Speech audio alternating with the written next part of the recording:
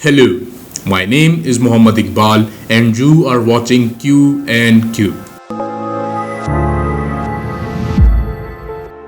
The topic of our video today is one of the most influential scientists, mathematician, politician, writer, or anything you can think of. Yes, we are talking about Plato. Plato, 423 before Christ to 348 before Christ, was a classical Greek philosopher, mathematician, student of Socrates, writer of philosophical dialogues, and founder of the Academy in Athens, the first institution of higher learning in the Western world. Along with his mentor, Socrates, and his student, Aristotle, Plato helped to lay the foundations of Western philosophy and science. Plato influenced a whole range of subjects, from philosophy to maths, logic, and ethics. The early life of Plato is only partially recorded, but he was born in an aristocratic family in Athens. This enabled him to gain a good education, where he soon impressed those around him with his high speed of learning and clarity of thought. A key element of Plato's writing is his frequent references to Socrates. Socrates appears in most of Plato's writings, and it is clear that Socrates and his Socratic dialogues had a big influence on the young Plato. It is only through Plato that we get a clear idea of Socrates' philosophy and way of life. In Apology of Socrates, Plato writes an account of Socrates defending himself in a trial, which ultimately led to his own death. However, Plato was not merely transcribing the words of Socrates. He was also using his own interpretations and ideas to those which he learned from him.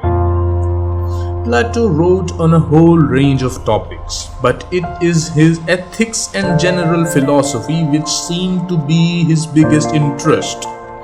Plato wrote that he saw a distinction between the body, corporeal world, and the soul. He also saw a distinction between the imperfection of the material world and the highest ideals which transcend material imperfections.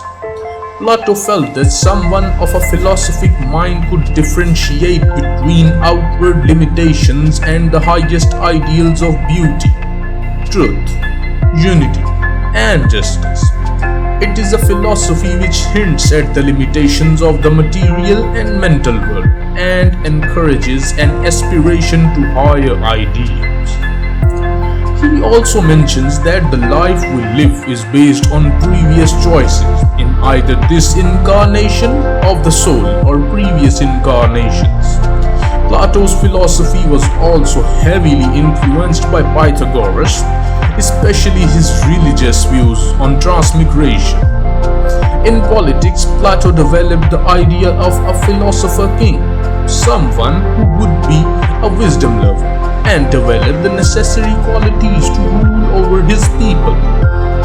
With wisdom and justice, he makes the analogy to a ship's captain or a doctor, someone who knows best what his patient needs. Until philosophers rule as kings, or those who are now called kings and leading men genuinely and adequately philosophies.